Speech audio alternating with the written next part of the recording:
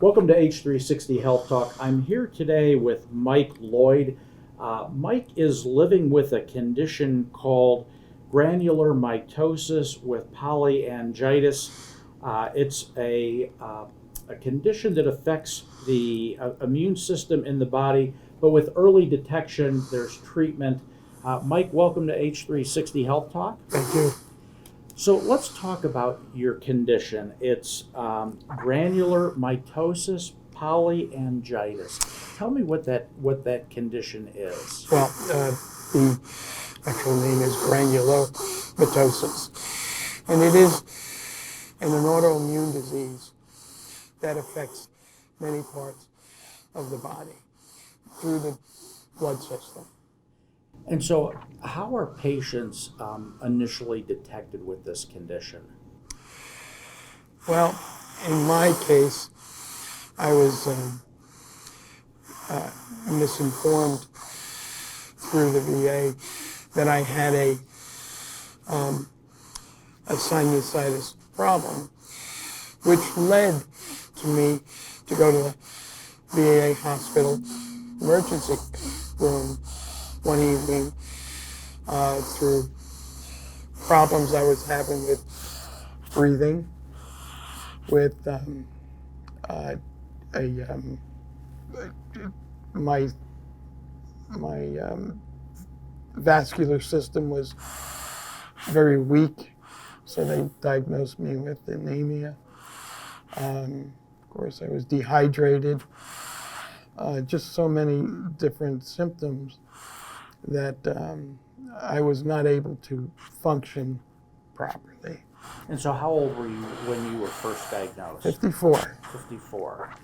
And so, but breathing issues, dehydration, did it come on all of a sudden, or were you starting to feel a little bit of the symptoms? You weren't quite sure. You might have tried some things to help you over the counter, and then it just got to a point where you said, geez, this seems to be something more. I need to get it checked out. It was really a misdiagnosis from the cause. They thought I was having these problems from sinusitis. My nose was bleeding. My sinuses were impacted, and they went with that first. And then in this particular evening, everything seemed to let loose with trying to survive. And the breathing was the main thing. And as I said, there were just so many other symptoms that were being discovered when I was in the emergency room. So how long, when you first got the diagnosis of sinusitis, what was the time period between that diagnosis and then showing up in the emergency room of the evening that everything kind of let loose? It was probably about 3 months. It was in the middle of the summer, and I got through August and September, and I was starting to feel very weak. Which is another symptom, the fatigue. They told me that if I had waited much longer, it probably would have been much more serious, and they wouldn't have been able to get me back right. The doctors that were treating me at the emergency room were resident doctors, and they did have a full-fledged doctor on hand, and they all said to me that I had some kind of an autoimmune disease at this point because the symptoms that were showing.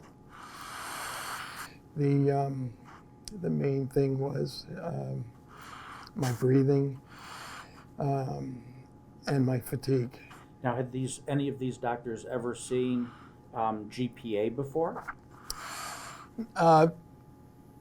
Honestly, I don't know that they saw it, but later on I did find out that most of the residents, when they are studying their early stages of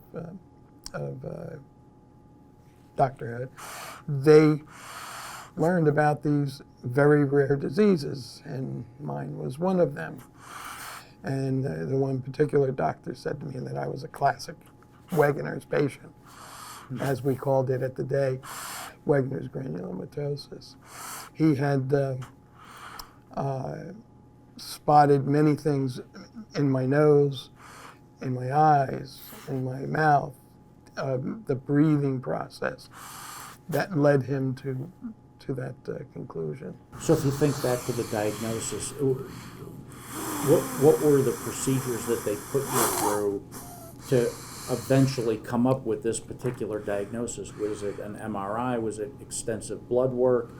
What was the procedure to lead them to this particular diagnosis?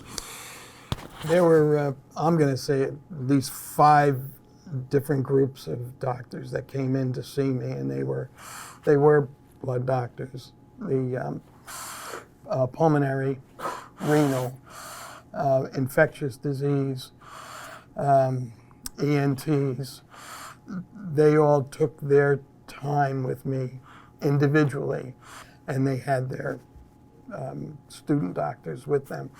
And again, like I said, they really came up with the answer. The main thing was that I had a biopsy done on my lung and on my kidney. And those were the final conclusions.